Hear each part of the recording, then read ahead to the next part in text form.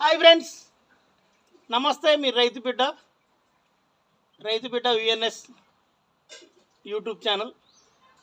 ఖచ్చితంగా మీకు ఈరోజు ఒక కొత్త వంటను చూపిస్తున్నా. ఆ వంట పేరు ఏంటంటే చాలా సింపుల్గా ఉంటుంది అనమాట. మన ఇళ్ళల్లో దొరికేది. ఇదిగో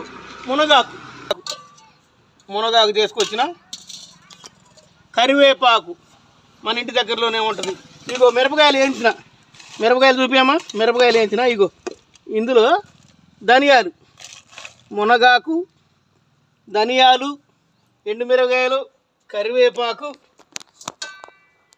మునగాకు, ఉప్పు, జీలకర్ర. ఇప్పుడు ఫస్ట్ మనం ఇది తీసి రోట్లో వేసుకోవాలి. ఏదమ్మా ఒక్క నిమిషం ఉండు. ఏంటంటే పల్లెటూరు కదా, కొద్దిగా లేట్ అయింది. మిక్సీ కాకుండా మనం మునగాకు కారపొడి ఇవి మనం మంచిగా రోట్లో వేసుకోవాలి. మునగాకు న్యాచురల్గా ఉండేది. ఇది అంగు ఆర్పాటం లేకుండా, మనకి ఏమి లేకుండా న్యాచురల్గా ఉండేది అనమాట. మునగాకు కాలుతుంది దాకా మంచిగా వేగిని నూనె వేసి వేయించుకున్నాం. అట్నే మిరపకాయలు కూడా మంచిగా వేగిని.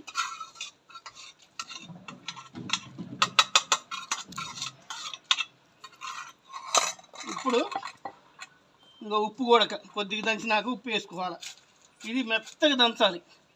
ఇది మెత్తగా దంచిన తర్వాత కొద్దిగా ఈ కరివేపాకు వేయాలి.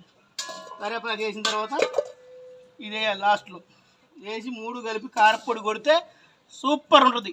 ఖచ్చితంగా మీరు కూడా ప్రయత్నం చేయండి. మునగాకు కారపొడి, ఎండుమిరపకాయలు, ధనియాలు, ఉప్పు, కరివేపాకు, మునగాకుతోటి వేయించి మంచిగా కారపొడి చేస్తే ఆరోగ్యానికి ఆరోగ్యం, ఆనందం. తక్కువ ఖర్చుతో ఎక్కువ రోజులు కారపొడి మంచిగా ఇడ్లీలో, ఉప్మాలో, ఎందులోనైనా వేసుకొని తినొచ్చు. అన్నంలో కూడా తినొచ్చు. చాలా ఆరోగ్యంగా ఉంటుంది.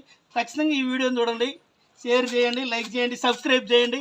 మీ రైతు బిడ్డ విఎన్ఎస్ యూట్యూబ్ ఛానల్ పిచ్చి నాయుడు. జై శ్రీరామ్, భద్రాచలం. ఓకే.